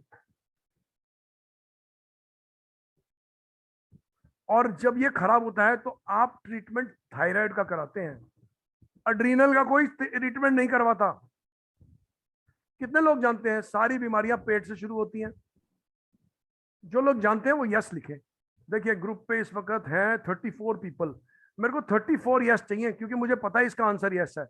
कितने लोग जानते हैं सारी बीमारियां पेट से शुरू होती हैं? Very good. अब अगर सारी बीमारियां पेट से शुरू होती हैं तो आप अलग अलग चीजों के अलग अलग ट्रीटमेंट क्यों करवाते हैं? थायराइड का अगर सोल्यूशन अपनी लाइफ में करना है तो सबसे पहले दो स्ट्रेस को आपको हैंडल करना है। कौन से दो स्ट्रेस को? इमोशनल स्ट्रेस को और केमिकल स्ट्रेस को, क्योंकि ये दोनों आपके हाथ में है। आप सीढ़ी चढ़ना तो बंद नहीं कर सकते, एक्सरसाइज करना तो बंद नहीं कर सकते, कहीं जाना तो बंद नहीं कर सकते, उठना बंद नहीं कर सकते, लेकिन क्या आप इमोशनल स्ट्रेस बंद कर सकते हैं? क्या आप ये सोचना बंद कर सकते हैं कि 20 साल पहले मेरी सास ने मेरे लिए दरवाजा नहीं खोला था? ये थोड़ा इमोशनल टॉपिक है, इसको ज्यादा नहीं उठाते जा सर, ठीक है, but that's what I mean. ये ठीक है। तो इमोशनल स्ट्रेस तो आपके हाथ में है। you cannot, my guru always tells me, you cannot stop thinking, but you can decide कि किस थॉट को अहमियत देनी है और किस थॉट को नहीं देनी, ये आपके हाथ में है। सोचना, अगर मेरे को किसी बात का गम है तो वो गम के मुझे थॉट्स आ रहे हैं, ये मेरे हाथ में नहीं है, लेकिन मैं उस थॉट्स को इंपॉर्टेंस दे रहा हूं कि नहीं दे रहा, ये मेरे हाथ में है। मैं बहुत बड़ी बात बोल रहा हूं, ये एक लाइन लोगों का जीवन बदल देती है कि आपके थॉट्स आपके हाथ में नहीं है, लेकिन उन थॉट्स को इंपॉर्टेंस देना आपके हाथ में है। किन लोगों को इस पे वाव मिला है कि थॉट्स को इंपॉर्टेंस देना मेरे हाथ में है? जिन लोगों को इस पे वाव मिला है वो मुझे वाव दें। आप क्या सोचते हैं आपके हाथ में नहीं है, लेकिन जो आपने सोचा है उसको इंपॉर्टेंस देनी है कि नहीं देनी, ये आपके हाथ में है। ठीक है। तो जब आप अपनी थॉट्स को इंपॉर्टेंस का डिसीजन अपने हाथ में लेंगे तो आपको इमोशनल स्ट्रेस कम होगा। ठीक है। अब आ जाओ केमिकल स्ट्रेस, ये भी आपके हाथ में है। कौन से केमिकल से बर्तन धो रहे हैं, कौन से केमिकल से साबुन से कपड़े धो रहे हैं, कौन से केमिकल से टॉयलेट साफ कर रहे हैं, कौन से एयर फ्रेशनर्स आप लगा रहे हैं, कौन से केमिकल बॉडी पे लगा रहे हैं, कौन से केमिकल से पोछा लग रहा है, कौन से फेशियल ट्रीटमेंट्स आप करवा रहे हैं, कौन से नए एक्सपेंसिव केमिकल बेस्ड सोप से आप नहा रहे हैं, ये आपके हाथ में है। जब आप ये चीजें कम करेंगे, दो चीजें कम करेंगे, तो आपके स्ट्रेस लेवल्स भी गिरेंगे। और ये जानने से कोई फर्क नहीं पड़ता, ये आपको प्रैक्टिस करनी पड़ेगी। It's a practice. Me telling you this doesn't make a difference. You will go home, you will sleep over it, life में go on the same way. तो आज का इनविटेशन है, इसको प्रैक्टिस कीजिएगा। हम हर संडे मिलते हैं, हम हर संडे एक वेबिनार करते हैं। फिर आइएगा, अपनी प्रॉब्लम्स लेके आइएगा। देखिए, जो आदमी प्रॉब्लम लेके आएगा ना, उसी से पता चलेगा उसने प्रैक्टिस की कि नहीं की। आप प्रॉब्लम्स लेके आएंगे, हमारे लिए प्रॉब्लम्स वेलकम है, ठीक है। बट ये याद रखिएगा, जब जब आपके एड्रीनल तेज चलेंगे, तब तब आपका थायराइड काम नहीं करेगा। अब इसके अंडरलाइन कॉजेज और देखते हैं। और अंडरलाइन कॉजेज क्या है? Lack of nutrients. You are overfed, खाना आप बहुत खाते हैं, न्यूट्रिशन नहीं है खाने में। बर्गर खा लिया, पिज्जा खा लिया, पास्ता खा लिया, मोमोज खा लिए, चाउमीन खा ली, गोलगप्पे खा लिए, जहां खड़े हुए चाट पापड़ी खा ली।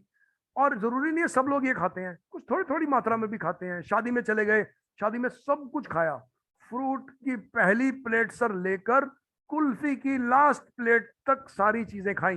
बाय द वे, मैं भी ऐसे करता था किसी जमाने में। तो मैं तो पहली प्लेट से आखिरी प्लेट जाता था, इसीलिए तो मुझे पता है। तो जिसने किया होगा उसी को तो पता होगा। तो ऐसा कोई काम नहीं है जो आप करते हैं और मैंने नहीं किया। ऐसा कोई काम, ऐसी कोई मेडिकल इशू नहीं है जो जो इस ग्रुप में, बहुत सारे मेडिकल इश्यूज हैं जो इस ग्रुप में लोग डील कर रहे हैं, मैंने डील किए हुए हैं अपनी लाइफ में, और मैं उनमें से बाहर निकला हूँ। बिल्कुल यही जो मैं आपको समझा रहा हूँ, ये मेरी लाइफ हिस्ट्री है जो मैं आपको समझा रहा हूँ। मेरा नेचुरोपैथी का हेल्थ का बैकग्राउंड नहीं है। मैंने लाइफ, ये मेरा एक्सपीरियंस है जो मैं आपसे शेयर कर रहा हूँ, ठीक है। अब नेक्स्ट, लैक ऑफ न्यूट्रिएंट, पहली चीज। दूसरा, एक वायरस होता है, इसको बोलते हैं एप्स्टीन ब्रार वायरस। इस वायरस के बारे में बड़े कम लोग जानते हैं, कोई बात नहीं करता, कोई बताता नहीं। ये वायरस आपके और मेरे शरीर में, मेरे भी शरीर में हमेशा प्रेजेंट होता है। और कुछ लोगों में थायराइड की खराबी इस वायरस की वजह से भी होती है, और ये भी एक स्ट्रेस इवेंट होता है, इस वायरस का एक्टिवेट होना। रिमेंबर, अंडरलाइन कॉज जो है ना, वो स्ट्रेस है। शरीर स्ट्रेस्ड हो जाता है वायरस से, स्ट्रेस में थायराइड खराब करता है, ठीक है। एप्स्टीन ब्रार वायरस बहुत सारे थायराइड का कॉज है। इसको आगे और समझेंगे बेहतर, इसके ऊपर पूरा एक वेबिनार बन सकता है एप्स्टीन ब्रार वायरस के ऊपर। Next, gluten sensitivity. आप सब कुछ खा रहे हैं, पिज्जा खा रहे हैं, बर्गर खा रहे हैं, रोटी खा रहे हैं, पराठे खा रहे हैं, और घर की रोटी की भी बात कर रहा हूं मैं। घर में जो आपकी रोटी बनती है बिना घी की, बिना चुपड़ी हुई रोटी खाते हैं ताकि मेरा वेट ना बढ़े, मैं उस रोटी की बात कर रहा हूं। वो रोटी से आप ग्लूटेन सेंसिटिव हो सकते हैं और आपको पता ही नहीं होगा। ग्लूटेन सेंसिटिव होने का मतलब कोई डिस्कम्फर्ट नहीं है कि मैं ग्लूटेन सेंसिटिव हूं, तो मेरा पेट खराब होगा तब मुझे पता लगेगा कि मैं ग्लूटेन सेंसिटिव हूं। मैंने ऐसे केसेस देखे हैं जहां gluten sensitivity is the cause of बैकएक, gluten sensitivity is a cause of migraine, gluten sensitivity is a cause, पैर ठंडे हो जाते हैं ना कुछ लोगों के, रात को बेड में लेटते हैं, गर्मियां होती है लेकिन पैर ठंडे होते हैं, gluten sensitivity is the cause of cold feet. तो आप ग्लूटेन सेंसिटिव हो सकते हैं और आप अपने सारे ट्रीटमेंट्स कर रहे होंगे लेकिन ग्लूटेन की तरफ ध्यान नहीं दे रहे होंगे। ग्लूटेन सेंसिटिविटी एक बड़ा कॉज है थायराइड फंक्शन के स्लो डाउन होने का। नेक्स्ट, पुअर लाइफस्टाइल तो मैंने आपसे शेयर कर ही दिया। अब सबसे बड़ी चीज, फैटी लीवर। अब आप बोलेंगे थायराइड के फंक्शन में फैटी लीवर का क्या काम है? देखिए, थायराइड का ग्लैंड T4 हार्मोन बनाता है, और T4 हार्मोन लिवर में जाके T3 बनता है। तो इसका मतलब आपको एक्टिव T3 हार्मोन तभी मिलेगा जब आपका लीवर स्ट्रांग होगा। अगर आपका लिवर फैटी हो जाएगा तो वो T4 को T3 में कन्वर्ट नहीं करेगा, और जब T3 कन्वर्ट नहीं होगा तो थायराइड के इश्यूज आएंगे। तो थायराइड के इश्यू, लोग समझते हैं थायराइड इश्यू मतलब थायराइड ग्लैंड खराब हो गया है, ये पूरी तरह करेक्ट नहीं है। थायराइड, मैं आपको एग्जांपल देता हूं, इसको ऐसे समझिए, आपकी गाड़ी के टायर बार बार घिस जाते हैं क्योंकि गाड़ी की सस्पेंशन खराब है। तो आप सस्पेंशन ठीक कराएंगे कि गाड़ी के टायर बार बार बदलेंगे? तो अगर आप सोचते हैं सस्पेंशन ठीक करानी चाहिए तो आप चैट बॉक्स में सस्पेंशन लिखें, और अगर आपको लगता है कि गाड़ी के टायर बार बार बदलने चाहिए तो आप और चैट बॉक्स में टायर लिखें। मैं देखना चाहता हूं आपको क्या समझ में आया। अगर आपकी गाड़ी की सस्पेंशन खराब होने से आपके टायर घिसते हैं तो आप टायर बार का सेट हर 2 महीने के बाद नया टायर का सेट लगाएंगे, या आप सस्पेंशन को ठीक करेंगे? वेरी गुड, लोगों ने बोला हम सस्पेंशन को ठीक करेंगे। तो अगर आपका थायराइड का ग्लैंड ठीक काम नहीं कर रहा है तो आप एड्रीनल्स पे काम करेंगे, लिवर पे काम करेंगे, या थायराइड को ठीक करने की कोशिश करेंगे? That is the mistake most people are doing. All they are doing is fixing the thyroid, fixing the thyroid, fixing the thyroid. Whereas you have to start working on adrenals, you have to start working on stress, you have to start working. आपको देखना मेरा liver तो fatty नहीं है. अगर आप conventional treatment कर रहे होंगे, फैटी लीवर वैसा का वैसा खड़ा होगा और आप थायराइड का ट्रीटमेंट करते करते थक जाओगे और उसके बाद भी एक ही लाइन बोल रहे होगे, I don't feel like myself. It doesn't matter which pill you are taking. Pill आप लीजिए, डॉक्टर ने बोला एडवाइस लीजिए, डॉक्टर ने जैसा बोला कीजिए, वो उसका डोमेन है. बट मेरा क्वेश्चन है, क्या आपने ये बोलना बंद कर दिया है that I don't feel like myself? And that is what we are actually educating you here. हम यही सिखा रहे हैं आपको. थायराइड का ट्रीटमेंट थायराइड को ठीक करना नहीं है. अच्छा, अब एक बात बताओ, अगर आप बार बार हर 2 महीने में टायर बदल रहे हो तो बेवकूफ कौन है? कौन है बेवकूफ? तो खैर, अब मेरी तरफ मत देखो, ठीक है? तो अब समझने की, ये मैंने आपको अच्छी तरह समझाया कि थायराइड फंक्शन का क्या है और इसमें फैटी लीवर का बहुत बड़ा रोल है. नेक्स्ट, एक बहुत बड़ा आज का प्रॉब्लम रेडिएशन. मैं इस वक्त बैठा हूं, मेरे पीछे राउटर लगी है, आपके पीछे भी राउटर लगी होगी, आपके सामने मोबाइल पड़ी होगी, मेरे आगे भी मोबाइल पड़ी है. आप रेडिएशन से घिरे हुए हो. आपके हर जगह पे सिग्नल्स हैं. कहीं पे टीवी के सिग्नल्स आ रहे हैं, कहीं पे रेडियो के सिग्नल्स आ रहे हैं, कहीं पे वाईफाई के सिग्नल्स आ रहे हैं. और वाईफाई के सिग्नल तो आपके घर के अंदर पहुंचे हुए हैं, आपकी पॉकेट में है वाईफाई के सिग्नल्स. आप रेडिएशन से घिरे हो और आपको पता भी नहीं है. और आप पोल्यूशन से घिरे हुए हो. पोल्यूशन तो पता भी है, रेडिएशन नहीं पता है. रेडिएशन एक स्ट्रेस इवेंट है. आपकी बॉडी स्ट्रेस्ड आउट होती है रेडिएशन से. आप 6 घंटे मोबाइल पे बात करते रहते हैं, देखते रहते हैं, मोबाइल के ऊपर काम करते रहते हैं, वो एक स्ट्रेस इवेंट है. आपको रिलैक्स नहीं करने देता. 10 बजे मोबाइल पे बैठ के आप कुछ भी यूट्यूब गूगल करेंगे तो वो एक स्ट्रेस इवेंट है, आपको रेस्ट नहीं करने देगा. अगर आप 2 बजे रात तक बैठ के मोबाइल के ऊपर काम करते हैं तो आप 2 तरीकों से स्ट्रेस्ड आउट हैं. नंबर 1, आप जगे हुए हैं, कॉर्टिसोल चल रहा है, स्ट्रेस हार्मोन्स बन रहे हैं. नंबर 2, आप उस पॉइंट पे आपका थायराइड हार्मोन बहुत बढ़िया काम नहीं कर रहा और आप उठ के क्या करते हैं, फ्रिज में जाते हैं, आइसक्रीम निकालते हैं और खा जाते हैं. कितने बजे? रात को 1:30 बजे.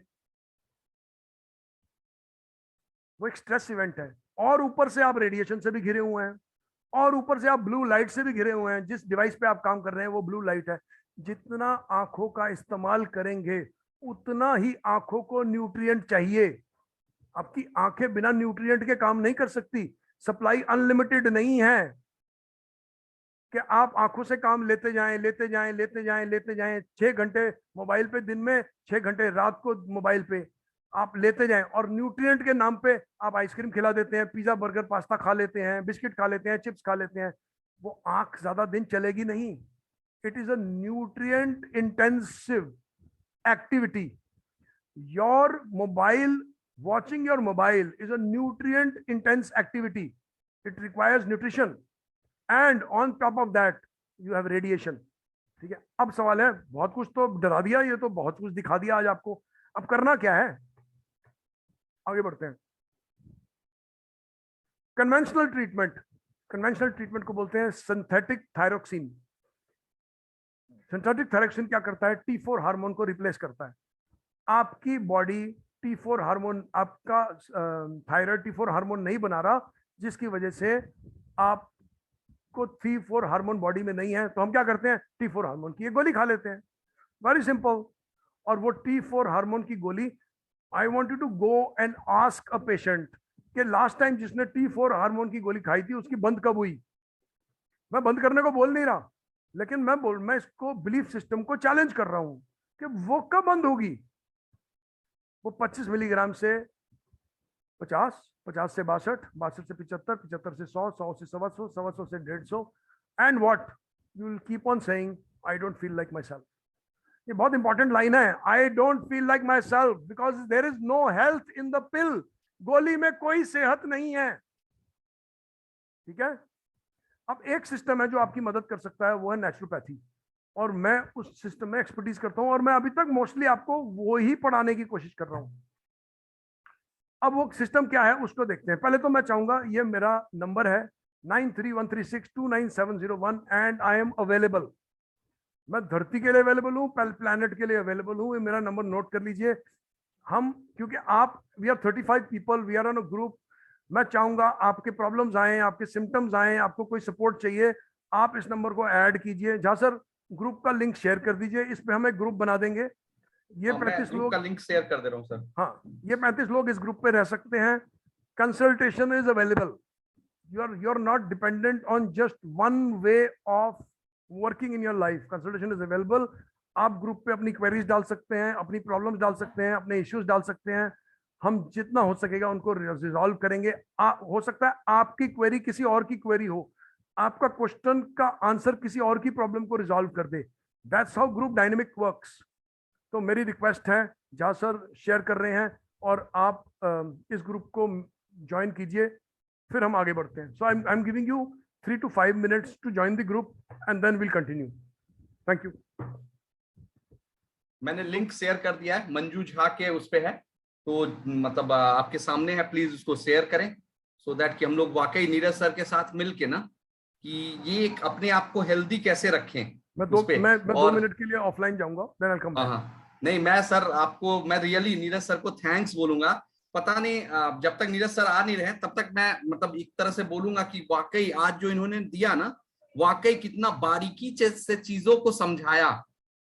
और मैं अपना एक्सपीरियंस तो बता रहा हूँ, मेरा बीपी अब नॉर्मल हुआ था, मुझे पता भी नहीं था कि सिर्फ रोटी की वजह से वो, जबकि मैं प्लान कर रहा था कि अब ना कुछ पील्स लेना स्टार्ट करना होगा, क्योंकि मतलब बहुत दिनों से बीपी अब नॉर्मल चल रहा है और इसको नजरअंदाज करना ठीक नहीं। बहुत सारे फ्रेंड्स थे, वो बोले नजरअंदाज मत करो, बट जब सर ने बोला एक काम करो, रोटी छोड़ो, अब मैं हैरान हूं कि मतलब रियली, और थोड़े टाइम बहुत प्रॉब्लम होता है, बाद में सर से बहुत सारा चीज समझा जो आज आप लोग देख पा रहे हैं।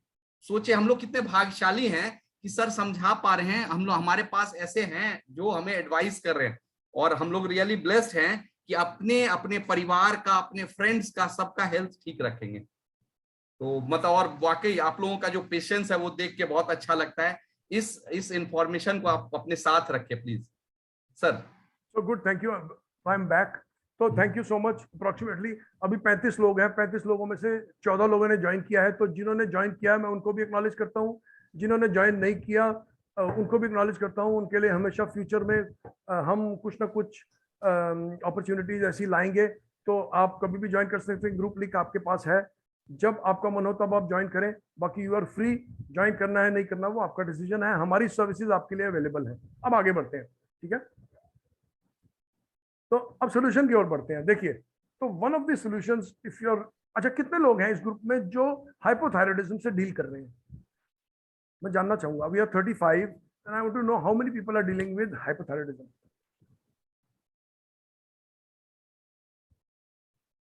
So you can type yes in the chat box and we'll know.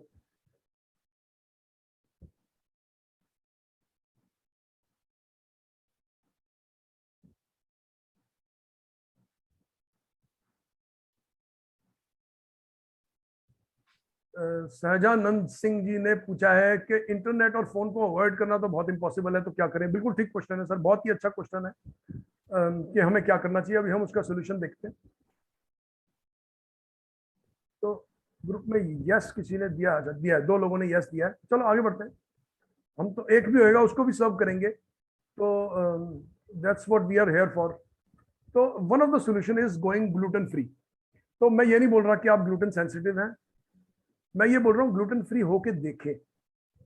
तो इसका ऐसा नहीं है कि मैंने आपको, ग्लूटेन क्या होता है? ग्लूटेन वो एक प्रोटीन होता है जो रोटी और आटे में पाया जाता है। तो क्योंकि आटे में पाया जाता है तो वो सिर्फ रोटी में नहीं है, वो बिस्किट में भी है, सूजी में भी है। वो बिस्किट, सूजी, दलिया, उपमा, हर वो चीज जो गेहूं से बनी है उसमें ग्लूटेन पाया जाता है। और कुछ थोड़े अमाउंट का ग्लूटेन जौ में भी पाया जाता है। कुछ लोग बोलते हैं कि हम जौ खा लें, तो जौ के आटे में भी कुछ हद तक ग्लूटेन होता है, उतना नहीं होता जितना गेहूं में होता है। तो एक सोल्यूशन है कि आप ग्लूटेन फ्री जाएं, और पूरी लाइफ के लिए नहीं, आप कुछ टाइम के लिए ग्लूटेन फ्री जाके उसका इंपैक्ट देखें अपनी बॉडी के ऊपर, क्या असर होता है, आप कैसे फील करते हैं। सीधा किसी भी दुनिया में ना सबसे जो बड़ा टेस्ट है ना वो है हाउ यू फील। इससे बड़ा कोई टेस्ट नहीं है। आपकी लैब रिपोर्ट्स क्या दिखा रही हैं, उससे बड़ा टेस्ट है हाउ यू फील। और हाउ यू फील कभी फिक्स्ड नहीं है। कोई आदमी कभी बोल देगा, एक्स एक्शन पे बोल देगा आई फील बेटर, और दूसरा आदमी एक्स उसी एक्स एक्शन पे बोल देगा आई डोंट फील बेटर। तो there is no fixed rule. So one of the things, इसमें से कुछ चीजें आपके लिए काम करेंगी, कुछ नहीं करेंगी। जब नहीं करेंगी उसको वो अगला लेवल होगा। तो सबसे पहली चीज, आप प्रैक्टिस कीजिए कि आप ग्लूटेन फ्री जाने की कोशिश करें, और फिर आप क्या फील करते हैं वो ग्रुप में शेयर करें। ये ग्रुप इसीलिए है ताकि हमें पता लगे। आपने वहां बोला okay I am planning to go gluten free, अगर आपको वो भी नहीं पता तो आप पूछ सकते हैं कि मैं ग्लूटेन फ्री के लिए क्या क्या करूं। इसीलिए ये ग्रुप बना है, ठीक है। और आप ग्लूटेन फ्री जाते हैं तो आप ग्रुप में शेयर कीजिए कि आप ग्लूटेन फ्री जाने के बाद आपकी बॉडी पे क्या इंपैक्ट हुआ, आपको क्या फील हुआ। वो दुनिया का सबसे बड़ा टेस्ट है, आपको क्या फील हुआ, ठीक है। सेकंड स्टेप, आप मोबाइल से दूर नहीं रह सकते, लेकिन आप केमिकल से दूर रह सकते हैं। आप बर्तन धोने वाला केमिकल हटाएं। अब बर्तन धोने वाला केमिकल मुझसे बहुत टाइम तक हटा नहीं था, तो हम क्या करते थे, बर्तन धुले हुए को धो के इस्तेमाल करते थे। हमारे लिए बहुत इंपॉर्टेंट है, क्योंकि मेड धो के गई है और मेड ने जितना धोया है उतना ही धोया है। उसके ऊपर अगर थोड़ा भी साबुन लगा होगा तो वो पेट में जाएगा, ठीक है। तो ये इंपॉर्टेंट है कि अगर आप केमिकल नहीं भी, बर्तन धोने वाला साबुन नहीं भी चेंज करते तो बिना धोए कोई भी बर्तन यूज ना करें, ठीक है। और भी केमिकल से दूर हटने का तरीका है। पोछा किस केमिकल से लगाते हैं, बाथरूम के अंदर कौन से केमिकल हैं, क्या बोलते हैं, एयर फ्रेशनर कौन से यूज करते हैं, बॉडी पे कौन से केमिकल्स लगाते हैं। बॉडी पे दो चीजें हम बहुत ज्यादा यूज करते हैं और वो भी हम केमिकल फ्री यूज करते हैं। मेरे घर में जो यूज होता है वो होता है विंटर्स में अपना कोकोनट ऑयल, और समर्स में एलोवेरा। और मैं कोशिश करता हूँ मैं एलोवेरा का जेल नहीं यूज करूँ, क्योंकि एलोवेरा का जेल में भी उसको जेल बनाने के लिए कुछ केमिकल्स यूज किए जाते हैं, ठीक है। तो मैं कोशिश करता हूँ मैं स्किन के लिए एलोवेरा का जूस यूज करूँ। अगर फेशियल्स करने हैं तो नेचुरल घर की चीजों से करें, बाहर भी करवाने हैं तो कोशिश करें बाहर भी नेचुरल चीजों से करवाएं। पैकेज्ड फूड से दूर रहें, एक सोल्यूशन ये भी है, इसमें मेंशन नहीं है। Packaged food, anything that has been made by a corporation, कोई कॉर्पोरेशन है, कोई कंपनी है जिसने कोई खाना बनाया है और पैक करके आपके सामान घर में पहुंचा रहे हैं, उस खाने से दूर रहें। वो आपके हाथ में है। आपने पूछा था ना, मोबाइल मेरे हाथ में नहीं है, मेरे हाथ में भी नहीं है मोबाइल। मैं अभी आपके सामने बैठा हूं तो मैं रेडिएशन से मैं भी गिरा हुआ हूं, लेकिन जब मैं न्यूट्रिएंट रिच खाना खाऊंगा, केमिकल से दूर रहूंगा, ग्लूटेन फ्री खाना प्रैक्टिस करूंगा, तो उतना इंपैक्ट मेरी बॉडी में नहीं होगा। और बॉडी पे अगर कुछ गलत इंपैक्ट होता है ना, तो आपकी बॉडी सेल्फ हीलिंग है, खुद को ठीक करती है। कब ठीक करेगी? जब आप न्यूट्रिएंट प्रोवाइड करेंगे। न्यूट्रिएंट इंटेंसिव प्रोग्राम चाहिए आपको अपनी लाइफ में। जी हाँ सर। मैं सर एक चीज बोलना चाह रहा था, बारिश हमारे हाथ में नहीं है लेकिन छाता हमारे हाथ में है। बहुत अगर बढ़िया। छाता साथ रखे तो बारिश से बच जाएंगे, बारिश तो होना ही है चाहे बिल्कुल हम इसी कुछ तरह, करें। ठीक है। तो ऐसे ही आपको स्ट्रेस रिड्यूस करना है, योग कर सकते हैं, अनुलोम विलोम कर सकते हैं। अनुलोम विलोम तो बहुत अच्छा तरीका है स्ट्रेस को कम करने का। मेरे पास एक पेशेंट आई थी, उसका बड़ा टाइम वेट नहीं कम हुआ, हम काम करते रहे, वेट नहीं कम हो रहा, वेट नहीं कम हो रहा, वेट नहीं कम हो रहा। मैंने उनको बोला कि आप ना जब रोटी बना रही हो ना और किचन में काम कर रही हो, पोल्यूशन फ्री एनवायरनमेंट है, ठीक है। जब रोटी बना रही हो ना तो डीप ब्रीदिंग करें। और कहाँ से करें? स्टमक से। छाती से ब्रीदिंग नहीं करें, स्टमक से ब्रीदिंग करें। जब आप स्टमक से ब्रीदिंग करते हैं ना, वो ब्रीदिंग डिफरेंट होती है। और जब आप स्टमक से ब्रीदिंग करते हैं वो रिलैक्स होता है, क्योंकि जब आप स्टमक से ब्रीदिंग कर रहे हैं आप एड्रीनल्स को मूव करते हैं। एड्रीनल मतलब किडनी वाले पोर्शन को मूव करते हैं। लोम अनुलोम में हम क्या करते हैं? एब्डोमेन को मूव करते हैं। जब हम सांस लेते हैं हम एब्डोमेन से सांस लेते हैं। योग में हमेशा बोलते हैं छाती से सांस मत लो, पेट से सांस लो, ठीक है ना। योग के अंदर एब्डोमेन को हिलाते हैं। तो मैंने उनको बोला उतना टाइम ना आप सिर्फ डीप ब्रीदिंग करो एब्डोमेन से, और उनका 2 किलो वेट कम हो गया। क्यों कम हुआ? क्योंकि मैंने उनके स्ट्रेस लेवल्स कम किए। वो उतना टाइम रोटी बनाते हुए क्या सोचती रहती थी? घर के बारे में, काम के बारे में, बच्चों के बारे में, हस्बैंड के बारे में, कपड़े नहीं धुले, तो उस टाइम उतने टाइम वो स्ट्रेस्ड आउट रहती थी। तो 2 घंटे की वो जो एक्टिविटी थी ना, मैंने उसमें से उनका स्ट्रेस निकाल दिया। ये आपके हाथ में है। अब last but not the least, biggest support that you can take a herb support. Herb support भी अवेलेबल है और उसके बारे में हम बात करेंगे। बट ये याद रखिएगा, हाइपोथायराइड को हील करना इवेंट नहीं है, इट इज अ प्रोसेस, एक प्रोसेस है।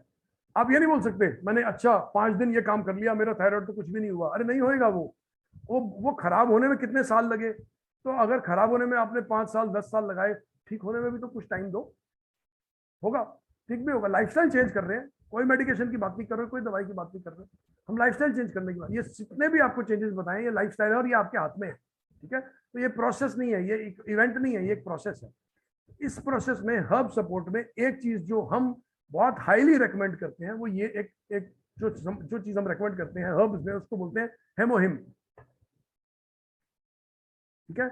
ये स्लो थायराइड के अंदर एक बहुत बड़ा इंपैक्ट डालती है, इसको बोलते हैं हेमोहिम। इसके आज हम कुछ टेस्टिमोनियल भी शेयर करना चाहेंगे। जी मंजू जी से एक टेस्टिमोनियल दो जरा। हाँ सर बिल्कुल, बस कनेक्ट करवाते हैं। मैम प्लीज आप कनेक्ट हो जाओ। मंजू जी अपने, अच्छा वो हमने सॉरी मैं मंजू जी के साथ काम किया था और मैं चाहूंगा कि उसका वो खुद ही शेयर करें। अनम्यूट का ऑप्शन दिया, हाँ अब कनेक्ट कर। नमस्कार मंजू जी। नमस्कार सर। हाँ मैम शेयर करो, क्या हुआ, कैसी गई जीवन, क्या किया, क्या प्रॉब्लम थी? सर मुझे थायराइड की प्रॉब्लम थी और आप जो जो बताया है सारी परेशानियां मुझे होती थी। जी। तो सर को मैं बहुत बहुत धन्यवाद देना चाहूंगी। उनके गाइडेंस से उन्होंने लाइफस्टाइल चेंज करवाया, कई सारी चीजें बताई जिसको फॉलो करने के बाद अब मैं बहुत खुद को फिट महसूस कर रही हूँ। और पहले थकान होती थी कि वॉक भी मेरा छूट गया था और अब मैं 5 किलोमीटर वॉक भी करती हूँ। जी बहुत बढ़िया। मैं आप सबसे यही कहूंगी कि मेरा दावा, अगर आप नीरज सर से जुड़ जाते हैं तो आपको यहाँ सभी समस्याओं का समाधान मिल जाएगा। अच्छा मंजू जी, हेमोहिम ने कितना रोल प्ले किया, क्या किया आपने हेमोहिम से? बहुत ज्यादा। हेमोहिम आपने सजेस्ट किया था रोज सुबह खाली पेट लेने के लिए, तो सर पहले दिन तो टेस्ट थोड़ा सा उतना जैसा कि आपने कहा अच्छा नहीं लगा था, लेकिन फिर खाती गई तो अच्छा। और उसके बाद से सारी, और सर एक वो हम लेडीजों का भी जो सर पीरियड होता है वो भी 2-3 महीने से नहीं आ रहे थे, वो भी मुझे शुरू हो गया। जी जी जी। और अच्छा आपने अपने पसीने के बारे में भी कुछ बोला था, पसीना नहीं आता था? यस सर, और पसीना इतना ज्यादा आने लगा था बहुत, ये बोले कि इसका मतलब ये काम कर रहा है। जी मैं ग्रुप से शेयर करना चाहूंगा कि जो जब बॉडी के फंक्शन स्लो होते हैं थायराइड के अंदर तो पसीना आना भी बहुत लोगों को कम हो जाता है और कुछ लोगों को तो 2-2 घंटे तक पसीना आता ही नहीं है। तो ये भी एक एस्पेक्ट है। तो मैंने क्या बताया, how you feel is the biggest test. तो जब मंजू जी को हमको सबसे पहले कैसे पता चला कि मंजू जी एक रास्ते पे है ठीक होने के, क्योंकि मंजू जी ने बोला मेरे को पसीना आना शुरू हो गया है। ये किसी भी टेस्ट से बड़ा रिजल्ट है पसीना आना, कि किसी इंसान को पसीना आना शुरू हो गया। इसलिए इसी से ही हमें पता चल जाता है कि इस इंसान को इम्प्रूवमेंट हो रही है, ठीक है। तो जा सर मैं चाहूंगा कुछ हेमोहिम के बारे में आप बताएं। मैं नीरज सर से सबसे पहले, हेमोहिम से आगे बढ़ने से पहले मैं नीरज सर को थैंक्स करूंगा, क्योंकि अभी आपके सामने जो आई थी मंजू जी वो मेरी जीवन साथी है और मेरी बेस्ट फ्रेंड। मैं सही बताऊं, मैं वाइफ को सबसे बड़ा बेस्ट फ्रेंड मानता हूं अपना। और नीरज सर ने दो जगह मेरे लाइफ को बहुत, एक तो मेरी वाइफ को, दूसरे मेरी मदर को, ये हेमोहिम जो कल भी मैंने अपनी मदर को भेजा। अब आपको मैं हेमोहिम के बारे में बताता हूं जो मैंने नीरज सर से सीखा है। और चूंकि जब गुरु सामने हो तो थोड़ा सा बताने में नर्वसनेस आता है, तो मेरा जो नर्वसनेस हो उसको नजरअंदाज कीजिएगा। बेसिकली क्या होता है, हिमोहिम 3 इंग्रेडिएंट से बना हुआ, तीनों हर्ब इंग्रेडिएंट है। आपके स्क्रीन के सामने लिखा हुआ है एंजेलिका, दूसरा, तीनों हिमोहिम हर्ब है। और ये हर्ब का एक्सट्रैक्ट करता क्या है, इसका जो सबसे बड़ा काम है, ये हर्ब का एक्सट्रैक्ट जो है वो हमारे बॉडी के अंदर जो एनके सेल्स है, नेचुरल किलिंग सेल्स है, उसको एक्टिवेट करता है। और ये हर्ब एक्सट्रैक्ट है, मतलब ये हर्ब जो है ना, ये हर्ब कहीं ना कहीं एक तरह से केरी ने रिसर्च करके, ये जो प्रोडक्ट हिमोहिम की बात मैं कर रहा हूं, मैं इस प्रोडक्ट को इतना ज्यादा क्यों अप्रिशिएट करता हूं, रिसर्च प्रोडक्ट है। और जो एक प्रोडक्ट आपकी मदर को और आपकी वाइफ दोनों को ही बहुत हद तक सेव किया हो, तो मुझे लगता है कि अगर मैं इसका फायदा सिर्फ अपने तक रखूं तो ये स्वार्थ है। मैं लोगों को बताऊं, आगे मानना ना मानना सामने वाले का कॉल है। अब अगर मैं बात करूं हिमोहिम का, ये एनके सेल को एक्टिवेट कर देगा। तो ये जो नीरज सर बता रहे थे ना, बहुत सारा बॉडी का प्रॉब्लम है जो आपको पता ही नहीं है कि कहां से हो रहा है, वो अपने आप उसको कवर अप कर जाएगा। अब अगर जो नीरज सर अभी बता रहे थे कि हम लोग जो, हमारा जो इम्यूनिटी का थ्रेट है, वो इम्यूनिटी थ्रेट जो है वो ये है, रेडिएशन का प्रॉब्लम है, जो आप सब फील करोगे, ये सब हम लोग हैं। जैसे हम कई बार सोचते हैं ना कि हमें कोई कैंसर नहीं हुआ, हम ठीक है अभी, अरे हम आज ठीक है, कल ठीक नहीं रहेंगे उसकी कोई गारंटी नहीं है। सामने देखिए क्या रीजन क्या है हमारे आसपास, ये सारे चीज जो आपको स्क्रीन पे दिख रहा है, पावर लाइंस है, मोबाइल्स है, माइक्रोवेव्स है, इंफ्रारेड रेडिएशन हो गया, विजिबल लाइट्स हो गया, अल्ट्रावायलेट रेज हो गया, एक्सरेज हो गया, उसके बाद पॉल्यूशन है ही। तो ये हमारे कंट्रोल में नहीं है। ऐसा तो है नहीं ना कि हम सुबह उठ के पॉल्यूशन कंट्रोल कर लें, तो वहां पे हमारे हाथ में कंट्रोल है कि हम अपने इम्यूनिटी को बूस्ट करें, जिसमें हिमोहिम का बहुत बड़ा रोल रहता है। अब इस प्रोडक्ट की मैं बात करूं, केरी ने इसको रिसर्च किया है। केरी ने रिसर्च किया, 8 साल समय लगाया। केरी के बारे में बताऊं, आप गूगल करके देखिएगा, कोरिया एटॉमिक रिसर्च इंस्टीट्यूट, उसने इस प्रोडक्ट को रिसर्च किया है साउथ कोरिया में। रिसर्च करके ह्यूमन के लिए एक तरह से ये हेल्पिंग प्रोडक्ट प्रोवाइड किया है। इस पे रिसर्च हमारे बाबा एटॉमिक रिसर्च सेंटर में भी चल रहा है। कहने का मतलब ये एक प्रोडक्ट जो 2 महीना पहले इंडिया में आया, ये हम लोगों को बहुत हेल्प करेगा। कई 2 चीज होता है, पहला सुख निरोगी काया। हम बहुत सारा चीज खर्च करते हैं, बहुत सारा चीज पे हमारा एक्सपेंस रहता है, हमें ना नॉलेज होना चाहिए। कई बार हमें पता, सोचें अगर संजीवनी बूटी नहीं मिलता तो सुसैन वैद्य भी कहाँ मतलब बचा पाते लक्ष्मण जी को। तो ये एक हिमोहिम जो है एक तरह से संजीवनी बूटी का काम कर रही है, क्योंकि मैंने अपनी वाइफ के केस में, मदर के केस में, दोनों ही केस में देखा है। तो इसीलिए इसकी अगर मैं बात करूं, ये इसका जो क्वालिटी की अगर बात करें, वीक इम्यून सिस्टम को इंप्रूव करेगा। हाई क्वालिटी इंग्रेडिएंट जो है वो सारा हर्ब से लिया गया है, और 8 साल का रिसर्च है इसका, इसमें लगा हुआ है। अब ये क्वेश्चन आता है, ये किन लोगों के लिए है? जो लोगों का फिजिकल स्ट्रेंथ वीकनेस फील कर रहे हैं, एथलीट्स हैं, हाउसवाइफ हैं, फटिक जो जल्दी थक जा रहे हैं, स्टेमिना कवर अप नहीं हो पाता है। कई बार होता है लोग बोलते हैं हम गाड़ी ड्राइव करते करते ना हमें पता नहीं क्या गाड़ी ड्राइव करते करते नींद आ जाती है। आप सोचो, कोई आदमी गाड़ी ड्राइव करते करते अगर सो रहा है तो लाइफ रिस्क कितना बड़ा है, कुछ भी हो सकता है। और वो नींद क्यों आता है, ये मैंने नीरज सर से ही सीखा कि गाड़ी ड्राइव करते हुए या कई बार हम अपने काम करते हुए जो सोते हैं ना, हमारे बॉडी के अंदर इम्यूनिटी की कमी, मतलब न्यूट्रिशन की कमी है, उसकी वजह से होता है। अपने एनर्जी को, जैसे कुछ लोग बूढ़े हैं उनके लिए हेल्प करेगा ये प्रोडक्ट। तो इस प्रोडक्ट का जो क्वालिटी था वो मैंने बता दिया। Neeraj sir, back to. मेरी बस ग्रुप से ये रिक्वेस्ट है, देखो हम ना, आप हमारे साथ कोई काम करें नहीं करें, ग्रुप पे रहे नहीं रहे, मेरी रिक्वेस्ट है, हमारी सर्विसेज आपके लिए अवेलेबल हैं। As long as on you are on the group, our services are available. हम आपको कुछ भी एडवाइस चाहिए हम आपको देंगे। आप हेमोहेम यूज करेंगे तो भी, अब हेमोहेम यूज नहीं करेंगे तो भी, तो just be on the group, stay with us and we are always there for you. आपकी हेल्थ के लिए हम हमेशा खड़े रहेंगे, and there are no charges to be on the group. It's a service we provide to the community. ये हमारी तरफ से हमारा योगदान है कम्युनिटी की तरफ। आप हमेशा ग्रुप पे रह सकते हैं, ये लाइफ लॉन्ग ग्रुप है, आपकी मर्जी है, आप रहना चाहेंगे तो भी, नहीं रहना चाहेंगे तो भी। बहुत बहुत आपका धन्यवाद आज यहाँ होने के लिए। हम अगले संडे फिर 11 बजे मिलेंगे किसी और टॉपिक के साथ। सर अगले संडे का हम लोग पॉज देंगे, क्योंकि अगले संडे हम लोग जयपुर रहेंगे। अच्छा, अगले संडे? तो एक्चुअली नेक्स्ट संडे, मतलब अगले के बाद जो संडे होगा 11 बजे, उसके लिए हम एक बार ना फिर से ग्रुप से टॉपिक लेते हैं, या अब वो जो ग्रुप हमारा नया बना है वहीं पे आप लोग ना एक तरह से डाल दो, जो आप बोलोगे, मतलब जो मैक्सिमम, अब चूंकि वो ग्रुप बन गया, जो मैक्सिमम उसमें आएगा। ऐसे होता है ना कि कई बार वो वहां पे उस ग्रुप में जो आप मैक्सिमम बोलोगे कि भाई इस पे वेबिनार किया जाए, तो मतलब हम लोग कहीं ना कहीं उसमें ना उस वेबिनार में अगला जो संडे का है, मतलब नेक्स्ट संडे के बाद जो संडे आएगा उसमें हम उसी को लेंगे। क्यों नीरज सर? ठीक है जी।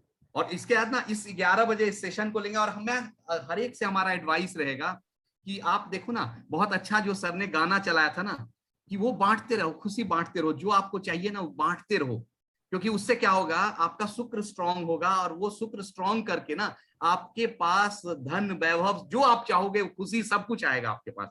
तो इसीलिए मैं चाहूंगा, अच्छा एक बार ग्रुप का लिंक मैं चाहूंगा फिर से शेयर कर दें। मैं चाहूंगा मतलब मैं अभी दोबारा से मैं ग्रुप का लिंक शेयर कर दे रहा हूं, ताकि प्लीज आप लोग जो भी कनेक्ट करना चाहें उसको, इस ग्रुप को जरूर कनेक्ट करें। बस 1 मिनट में शेयर कर रहा हूं।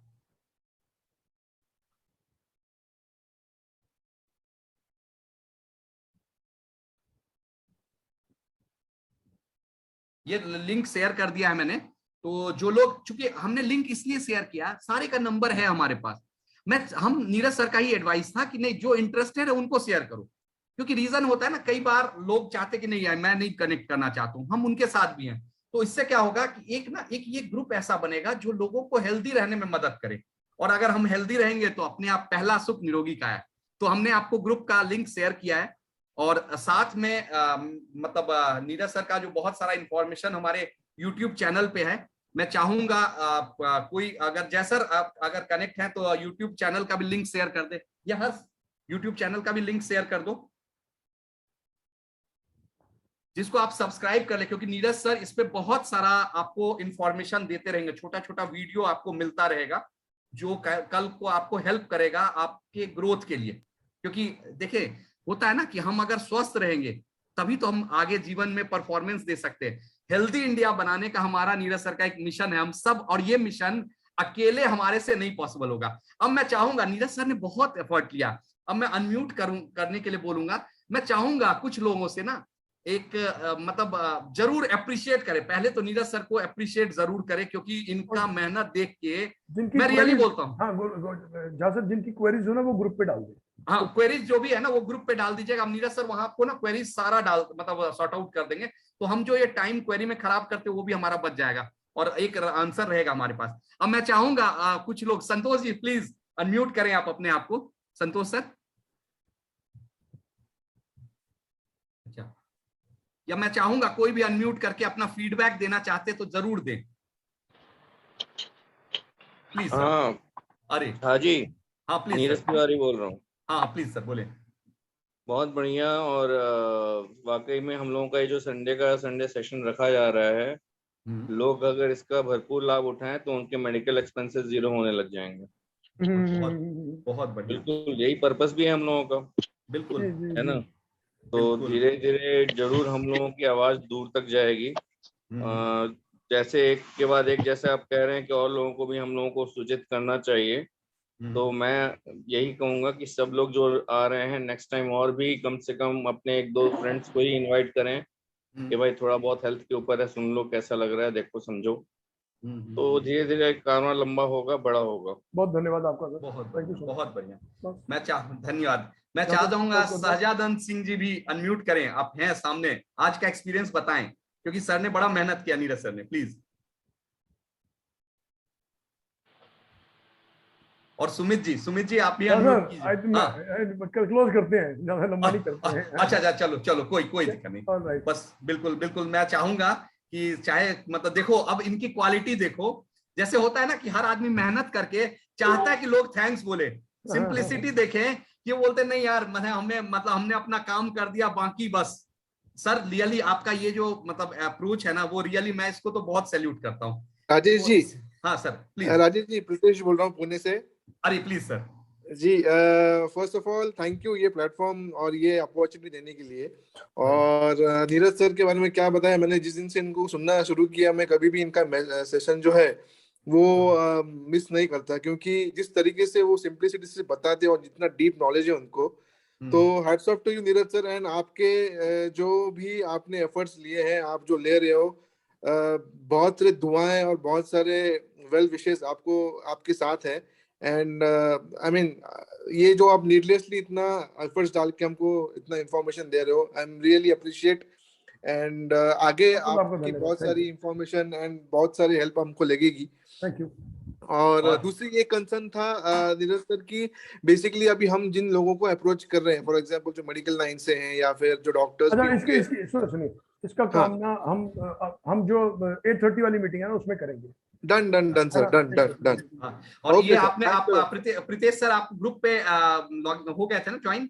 हाँ, ज्वाइन हो गया हूँ। अरे सर थैंक यू। एक्चुअली मैंने मोबाइल को हाथ नहीं लगाया है, तो मैं अभी देख नहीं पा रहा हूँ, मतलब तो अभी मैं वेलकम करूंगा, क्योंकि मैं वेबिनार को ना जब करता हूँ तो मुझे लगता है ना अपने काम को पूरा ईमानदारी से करना चाहिए। तो मैं थैंक यू आप सबका लूंगा, मतलब काफी समय आप लोगों ने दिया, और लेट्स एंजॉय कि मतलब आप स्वस्थ रहें और हेल्दी रहें। अगले बार हम लोग जयपुर रहेंगे, नेक्स्ट संडे हम लोग फिर मिलेंगे 11 बजे। 11 बजे का सिलसिला चलता रहेगा, तो नेक्स्ट संडे मतलब के बाद अगले संडे फिर कनेक्ट करेंगे। चलो इसी के साथ वेलकम। चले सर जयपुर में मिल सकते हैं?